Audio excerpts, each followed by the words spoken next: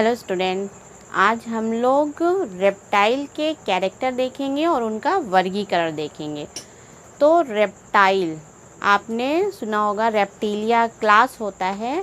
तो इनका क्या कैरेक्टर है?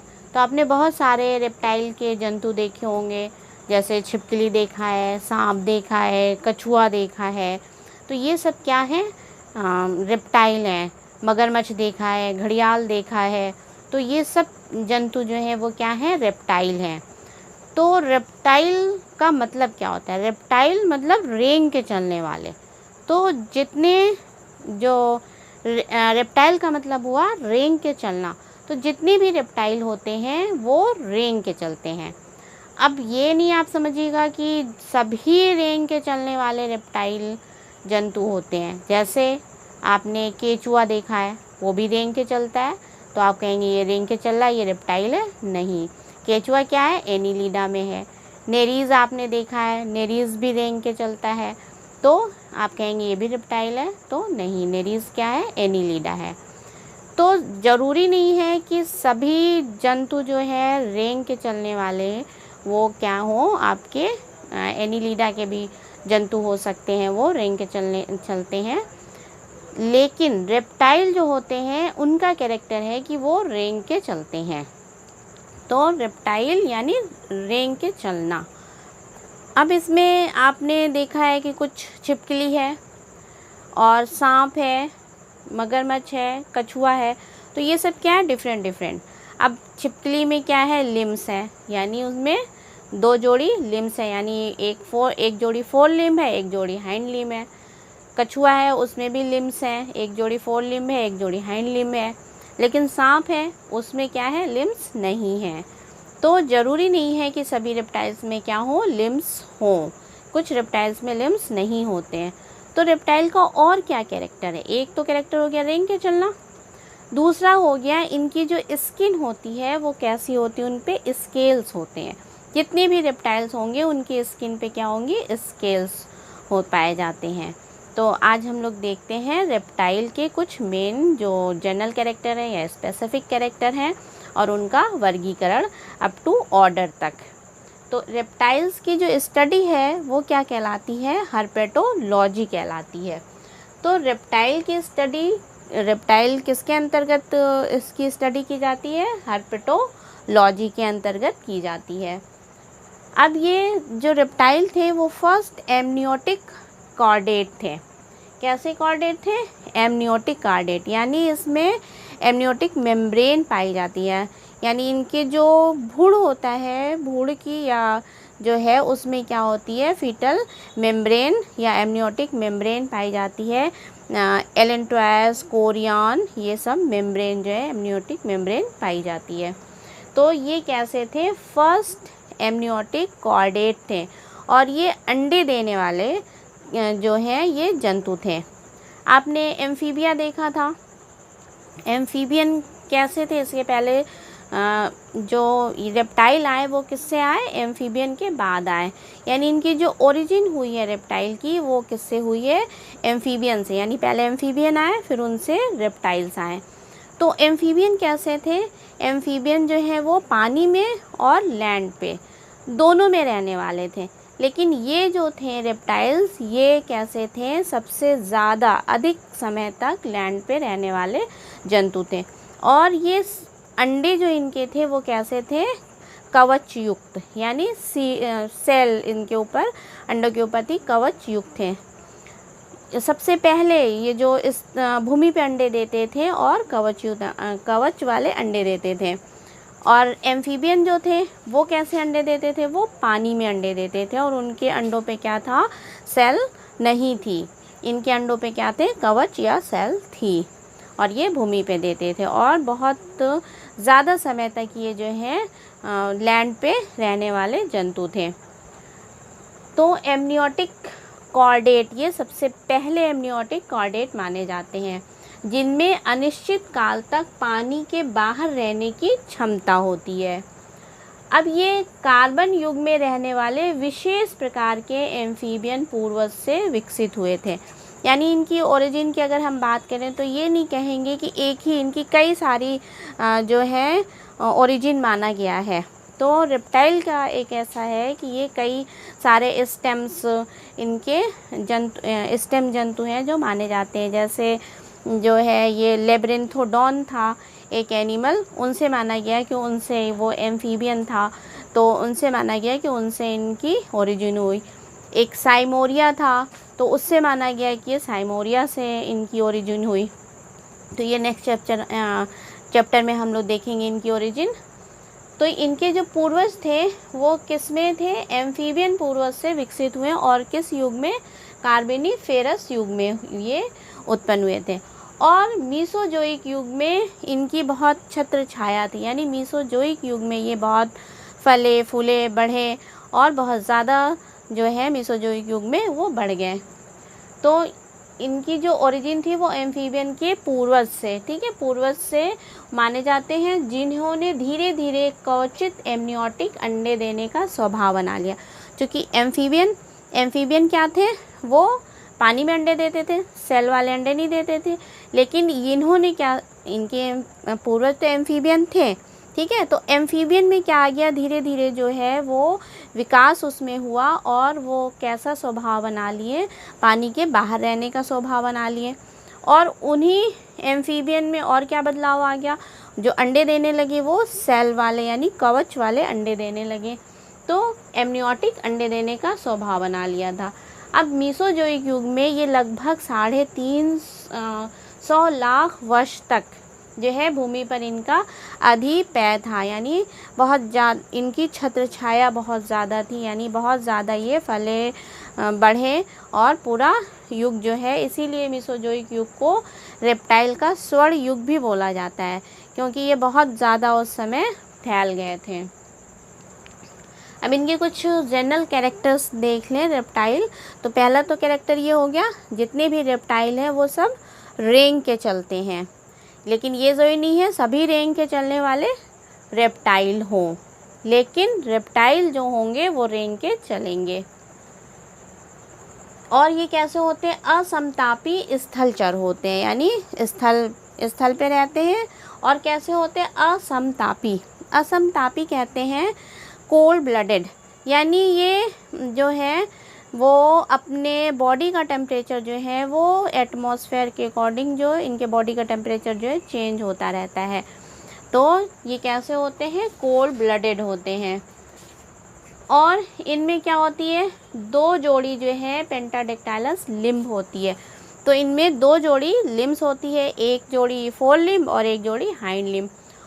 और वो लिम्ब कैसी होती है, पेंटाडेक्टाइल, यानी उनकी दोनों लिम्ब में 5-5 उंगलियां होंगी। आपने एम्फीबियन में देखा था, एम्फीबियन में क्या थे, फोर लिम्ब में 4 उंगली थी और हाइंड लिम्ब में जो है वो 5 उंगली थी। कुछ एम्फीबियन में आपने देखा था कि उंगलियों के बीच में यहाँ पे वेब पाई जाती, यानी जाल पाई जाती, तो जो पानी में उनको तैरने में हेल्प करते थे। लेकिन इसमें ऐसा नहीं है, इसमें क्या था, उंगलियां जो हैं वो 5 जोड़ी होती थी, चाहे वो दोनों लिम्ब में, फोर लिम्ब में भी और हाइंड लिम्ब में भी 5 जोड़ी उंगलियां थी। और उंगलियों पे नुकीले, तेज़ और अंदर की मुड़े हुए क्या थे, क्लेव्स थे, यानी उनके ऊपर नाखून जो है वो अंदर को मुड़े हुए नाखून होते थे, जिससे वो बिल खोदने में उन्हें ईज़िली आसानी होती थी। तो उंगलियों पे क्या थे, उंगलियां कैसी, ये जो लिम्ब थे वो कैसे थे, पेंटाडेक्टाइलस लिम्ब थी, यानी 5 उंगलियां थी। और प्रत्येक उंगलियों पे यानी 5 उंगलियों पे क्या थे, तेज नुकीले व अंदर की ओर मुड़े हुए क्लेव यानी नाखून जो है उन पे होते थे। अब इनकी बॉडी जो है वो बटी होती, हेड ट्रंक टेल में बटी होती है, यानी हेड और उसके बाद छोटी सी एक नेक होती है, फिर ट्रंक होती है यानी मेन बॉडी का धड़ होता है, उसके बाद पूँछ होती है। लेकिन पूँछ में जो है कोई फिन या विंग वगैरह, फिन यानी कॉडल फिन या पुच्छ पंख ये नहीं पाई जाती है। इनकी बॉडी कितने भागों में बट गई, हेड, ट्रंक और टेल में बटी होती है, और हेड और ट्रंक के बीच में एक छोटी सी नेक होती है। स्किन कैसी होती है, स्किन जो है वो शुष्क होती है, खुरदुरी होती है और नॉन ग्रैंडुलर होती है। आपने एम्फीबियन में देखा था, स्किन जो है उसमें कैसी थी, ग्रैंडुलर यानी ग्रंथि वाली थी, उस पर ग्रंथि पाई जाती थी जिसमें सिक्रीट होते थे, म्यूकस सिक्रीट होता था उन ग्रंथि से। लेकिन इसमें क्या होता है, नॉन ग्रैंडुलर यानी ग्रंथिहीन होती है इनकी स्किन, और शुष्क होगी और खुरदरी होगी। उसके ऊपर क्या होंगे, एक्सोस्केलेटन होते हैं, और ये एक्सोस्केलेटन जो है वो कैसे थे, शुष्क और शील्ड प्लेटों के बने होते हैं, यानी उसके ऊपर शुष्क और शील्ड प्लेट होती है, उससे इंडोस्केलेटन बना रहता है, एक्सोस्केलेटन। ठीक है, तो एक्सोस्केलेटन कैसे होते हैं, शुष्क, यानी बाहरी जो उनका स्केलेटन है, बाह्य कंकाल कैसा है, शुष्क है, और कैसा है, शील्ड है, और प्लेटों से, शील्ड प्लेटों से बना हुआ होता है। इंडोस्केलेटन कैसा होता है, यानी अंतः कंकाल जो होता है वो कैसा होता है, बोनी होता है। स्कल जो होती है वो कैसी होती है, मोनोकंडाइलिक होती है, यानी स्कल जो है उनकी बोन्स कैसी हो, उसमें क्या होती है, मोनोकंडाइलिक होती है, और इसमें एक या अधिक टेम्पोरल फोसी पाई जाती है। कहते हैं कि स्कल के आधार पे ही इनका क्लासिफिकेशन, जो टेम्पोरल फोसी होती है स्कल पे, क्रेनियम बोन में, तो उसी के आधार पे इनका क्लासिफिकेशन भी किया गया है। एनेप्सीडा, पेरेप्सीडा, सिनेप्सीडा, डाइएप्सीडा और यूरेप्सीडा में बांटा गया है कि फोसी आपकी जो है वो सुपीरियर है या इंटीरियर है या सिंगल है या डबल है, इस आधार पे, यानी टेम्पोरल जो फोसी है इसी आधार पे रेप्टाइल का क्लासिफिकेशन भी किया गया है, रेप्टीलिया क्लास का। तो स्कल कैसी होगी, मोनोकंडाइलिक हो गई, इसमें एक या एक से अधिक क्या पाए जाएंगे, टेम्पोरल फोसी होती है। और क्या पाया जाता है, पीनियल अपार्चर, यानी कि पीनियल जो है छिद्र पाया जाता है। अब इनकी वर्टिब्री कैसी होती है, वर्टिब्री जो है वो प्रोसीलस होती है। प्रोसीलस मीन्स प्रो माने आगे, सीलस माने गड्ढा, तो आगे की ओर ऐसे निकल के, मतलब गड्ढा जो है आगे की ओर रहेगा। डिफरेंट टाइप की आपने वर्टिब्री देखी है, एसीलस देखी है, प्रोसीलस देखी है, तो इसमें ये कैसी होती हैं, प्रोसीलस वर्टिब्री रहती है। अब इसमें जो स्टर्नम पाया जाता है, यानी स्टर्नम जो है वो बहुत अधिक विकसित होता है, वेल डेवलप्ड स्टर्नम होता, और स्टर्नम में स्टर्नम रिब्स भी लगी होती है। तो स्टर्नम कैसा हो गया, विकसित होता है, और इसमें स्टर्नम रिब्स लगी रहती हैं। दांत कैसे होते हैं इनके, दांत जो है वो तिकोने, नुकीले से होते हैं, तो सिंपल तिकोने यानी नुकीले, और थीकोडोंट, पॉलीडोंट तथा विभिन्न आकार के होते हैं। तो कैसे हो गया, थीकोडोंट और पॉलीडोंट यानी विभिन्न आकार के होते। थीकोडोंट आपने डिफरेंट टाइप के दांत पड़े होंगे, जो है थीकोडोंट यानी जो सॉकेट है उसमें वो धसे रहते हैं, थीका यानी उसमें धसे रहना, जौ के सॉकेट में, तो उसमें थीकोडोंट होते हैं। पॉलीडोंट यानी विभिन्न प्रकार के होते हैं, तो इनके तीत कैसे हो गए, नुकीले हो गए, तिकोने हो गए, और थीकोडोंट टाइप के, और पॉलीडोंट यानी विभिन्न प्रकार के, विभिन्न आकार साइज में विभिन्न आकार के होते हैं। रेस्पायरेशन कैसा होता है इनमें, रेस्पायरेशन जो है वो लंग्स के द्वारा होता है। तो एम्फीबियन में देखा था, जो रेस्पायरेशन हो रहा है वो किससे हो रहा है, स्किन से भी हो रहा है और त्वचा से भी, मतलब स्किन यानी त्वचा से भी हो रहा है और लंग से भी हो रहा है। जब वो पानी में रहते हैं एम्फीबियन तो किससे श्वसन करते हैं, स्किन से यानी त्वचा से, और जब पानी के बाहर रहते हैं तो वो लंग से श्वसन करते हैं। लेकिन रेप्टाइल में जो है वो श्वसन जो है वो फेफड़ों से ही होता है, यानी लंग से ही होते हैं रेस्पायरेशन। अब जो इनका हार्ट होता है, हार्ट जो है वो 3 चैम्बर्ड होता है, लेकिन आंशिक रूप से ये जो है थोड़ा डिवाइड होता है, यानी 4 चैम्बर्ड होंगे, आंशिक रूप से 4 चैम्बर्ड आप इसे कह सकते हैं, यानी पूरा 4 चैम्बर्ड नहीं होता है, आंशिक रूप से बटा रहता है। और लेकिन क्रोकोडाइल में जो है, मतलब कुछ अपवाद होते हैं, तो क्रोकोडाइल में जो है वो 4 चैम्बर्ड होता है। तो 4 चैम्बर्ड हार्ट जो है वो किसकी खासियत है, यानी किसका कैरेक्टर है, मैमल का और बर्ड का, यानी बर्ड्स और मैमल्स जो हैं वो हार्ट जो है वो कैसा होता है, 4 चैम्बर्ड होता है।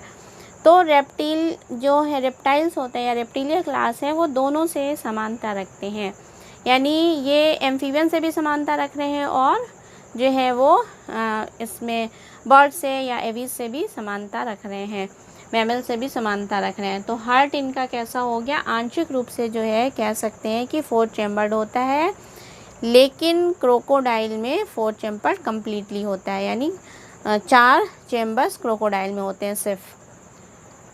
कपाल तंत्रिकाएँ यानी क्रेनियल नर्व जो होती हैं वो कितनी जोड़ी होती है, 12 जोड़ी होती हैं। और एओर्टिक आर्च जो है वो कैसा होता है, पेयर्ड होता है। और रीनल पोर्टल सिस्टम जो है वो कम विकसित होते हैं इसमें। तो एओर्टिक आर्च जो है वो तो पेयर्ड हो गया और रीनल पोर्टल सिस्टम जो है वो कम विकसित होता है। और कपाल तंत्रिकाएँ हो गई थी 12 जोड़ी कपाल तंत्रिकाएँ, यानी क्रेनियल नर्व्स जो होती हैं वो 12 जोड़ी होती है। ये इनकी एक खास स्पेशल कैरेक्टर्स हैं। आँख, नाक, कान जो है वो कैसे होते हैं, सुविकसित होते हैं। किडनी कैसी होती है, किडनी जो है वो मेटानेफ्रिक प्रकार की होती है। अब आपने किडनी देखा है कि जो और प्रिमिटिव एनिमल्स थे उसमें कैसी थी, प्रोटोनेफ्रिक थी, लेकिन रेप्टाइल्स में किडनी कैसी होती है, मेटानेफ्रिक टाइप की किडनी होती है। अब इसमें मेल और फीमेल जो जंतु हैं दोनों सेपरेट होते हैं, यानी इनमें मेल और फीमेल अलग अलग होते हैं। और इनमें जो इनका फर्टिलाइजेशन होता है वो कैसे होता है, आंतरिक होता है, यानी इंटरनल फर्टिलाइजेशन होता है, यानी गैमीट बाहर नहीं छोड़े जाते हैं। आंतरिक जो है इसमें फर्टिलाइजेशन या इंटरनल फर्टिलाइजेशन होता है। लेकिन ये कैसे थे, इनके जो फीमेल है वो अंडे देने वाले, यानी कवच युक्त अंडे देती हैं। अब अंडे जो कैसे होते हैं, एक तो कवच युक्त हो गए, दूसरे इनमें योक की मात्रा जो है वो ज़्यादा होगी, यानी अंडे बड़े होंगे, यानी योक जो है वो अधिक मात्रा में होगा। और ये कैसा, इनमें जो है जो क्लीवेज होगा वो कैसा होगा, अपूर्ण या आंशिक जो है क्लीवेज होता है। और इनके जो अंडे हैं वो कहाँ पे दिए जाते हैं, भूमि पे दिए जाते हैं, यानी मीन्स पानी में नहीं दिए जाते हैं। रेप्टाइल जितने हैं वो अंडे कहाँ देते हैं, भूमि पे अंडे देते हैं। और अंडों से जब एम्ब्रायो बनता है तो एम्ब्रायो में क्या होते हैं, इसमें फीटल मेम्ब्रेन बनती है, यानी एम्ब्रायो के इनमें फीटल मेम्ब्रेन यानी एमनियन, कोरियन, एलेंट्राइल्स ये मेम्ब्रेन बनती है। तो इसीलिए इसे क्या बोला जाता है, एमनियोटिक जो है ये कॉर्डेट है, यानी सबसे पहले एमनियोटिक ये कॉर्डेट थे रेप्टिलिया। अब इनका क्लासिफिकेशन देख लें तो आपको और क्लियर हो जाएगा। रेप्टिलिया को जो है वो 5 सुपर क्लास में बांटा गया है। कौन कौन से, एनेप्सिडा, यूरेप्सिडा, पैरेप्सिडा, सिनेप्सिडा और 5वां जो है ये क्या है, डाइएप्सिडा में बांटा गया है। तो एनेप्सिडा यानी ये जो क्लासिफिकेशन इनका किया गया था वो किसके आधार पे, टेम्पोरल फोसी के आधार पे किया गया था। ठीक है, तो इसमें क्या, एनेप मीन्स ए मीन्स एब्सेंट, तो एनेप्सिडा में जो टेम्पोरल फोसी है वो क्या होती है, एब्सेंट होती है, तो नो फोसा। और ये कैसे थे, प्रिमिटिव फॉसिल्स थे, यानी प्रिमिटिव थे और ये फॉसिल्स हो गए। लिविंग जो इसमें है वो क्या है, टॉर्टिल जो है, इसमें टॉर्टिल्स जो है वो अभी लिविंग है। तो एनेप्सिडा जो है इनको बांटा गया है ऑर्डर में, 2 ऑर्डर में बांटा गया है। कौन कौन से, कोटाइलोसोरिया और किलोनिया। तो एनेप्सिडा को 2 ऑर्डर में बांटा गया है, कोटाइलोसोरिया और किलोनिया। तो कोटाइलोसोरिया में क्या थे, जितने भी हैं सब एक्सटिंक्ट रेप्टाइल थे। कौन कौन से, लेपिडोसोरिया, साइमोरिया और डाइडेक्टस, ये जो थे ये कैसे थे, सारे जो है एक्सटिंक्ट रेप्टाइल्स थे। और कौन कौन से थे, लेपिडोसोरिया, साइमोरिया और डाइडेक्टस जो है ये इनके एग्जाम्पल किसका है, कोटाइलोसोरिया में पाए जाते थे। अब किलोनिया में जो है वो टेस्ट्यूडो किलोनिया यानी कछुए, टेस्टिडो यानी कछुए जो है उनको उसमें कछुए आते हैं। यूरेप्सिडा में क्या थे, ये भी एक्सटिंक्ट रेप्टाइल थे। और पैरेप्सिडा में ये भी एक्सटिंक्ट रेप्टाइल थे। सिनेप्सिडा सिनेप्सीडा में यानी वेरेनोसोरस और डाइमेट्रोडॉन जो पाया जाता था। डाइएप्सीडा, इसमें जो फोसी थी 2 थी, डाई मीन्स 2, तो इसमें 2 फोसी थी और इनको फिर से सुपर ऑर्डर में बांटा गया है। तो इन्हें 2 सुपर ऑर्डर में बांटा गया है, कौन कौन से, लेपिडोसोरिया और आर्क्योसोरिया। तो जो क्लास था इनका, सब क्लास डाइएप्सीडा, इनको 2 सुपर ऑर्डर में बांट दिया गया, कौन कौन सा, लेपिडोसोरिया और आर्क्योसोरिया। लेपिडोसोरिया को फिर से 3 ऑर्डर में बांटा गया, कौन कौन से, यूस्चिया, रिंकोसिफेलिया और स्क्वामेटा। स्क्वामेटा आपने बहुत सुना होगा, छिपकली है, तो वो सब किस में आ रही हैं, आपकी स्क्वामेटा जो है ऑर्डर में आती। अब स्क्वामेटा को अब बहुत सारे इसमें लिम्ब वाले भी थे और लिम्ब लेस भी थे, यानी जिसमें हाथ पैर नहीं होते थे, तो दोनों किस में आते थे, स्क्वामेटा ऑर्डर में आते थे। तो इसलिए इन्हें फिर से सब ऑर्डर में बांट दिया गया स्क्वामेटा को। तो स्क्वामेटा को 2 सब ऑर्डर में बांटा गया, कौन कौन से, लेसरटेलिया और ओफीडिया।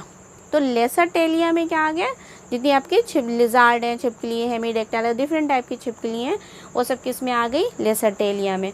इसमें जैसे घरेलू छिपकली, वेरेनस, गिरगिट, उड़ने वाली छिपकली, यानी उड़ने वाली छिपकली बोलते हैं ड्रैको को, तो ये सब किस में आ गई, लेसरटेलिया। जितने छिपकली हैं वो सारी किस में रख दी गई, लेसरटेलिया में। और ओफीडिया में क्या रख दिए गए, जितने स्नेक, जितने सांप थे वो सब किस में रख दिए गए, ओफीडिया में रख दिए गए। जैसे क्या हो गया आपका, कोबरा, वाइपर, अजगर, क्रेत, तो ये सब जो है किस में रख दिया गया, ओफीडिया में रख दिया गया। अब आर्क्योसोरिया को फिर से 5 ऑर्डर में बांटा गया। अब आर्क्योसोरिया को किस में बांटा गया, क्रोकोडीलिया, यानी जितने क्रोकोडाइल हैं सब किस ऑर्डर में रखे गए, क्रोकोडीलिया में रखे गए। घड़ियाल, मगरमच्छ सब इसके अंतर्गत आते हैं। थीकोडोंटिया में क्या रखे गए, एक्टोफाइटोसोरिया रखा गया। टेरेटोसोरिया या पेट्रोडेक्टाइला, तो टेरेटोसोरिया या पेट्रोडेक्टाइला में क्या रखा गया, रिम्फोरिंकस रखा गया। सूरिस्चिया में रखा गया टायरेनोसोरस रखा गया। और ओरिएंथोस्चिया में क्या रखा गया, पेंटोसारस, तो ओरेंथिस्चिया में पेरेंटोसारस रखा गया। तो ये इनका क्लासिफिकेशन था, जो किसके आधार पे किया गया है, जो स्कल होती है, स्कल के अंदर टेम्पोरल फोसी, यानी क्रेनियम, जो उनकी क्रेनियम बोन है, उसमें आपकी फ्रंटल ऑर्बिट के चारों तरफ मीन्स पाए जाने वाली एक फोसी होती है और छिद्र होता है, जिससे उस आधार पे, यानी वो छिद्र जो है वो आपके फ्रंट यानी ऊपर साइड है, इन्फीरियर है या सुपीरियर है, या आपके सिंगल है या डबल है, उस आधार पे डिवाइड किया गया है। तो ये इनके कुछ क्लासिफिकेशन थे और जनरल कैरेक्टर थे। नेक्स्ट चैप्टर में हम इनका क्लासिफिकेशन देखेंगे इनके फोसी, टेम्पोरल फोसी के आधार पे। Thank you.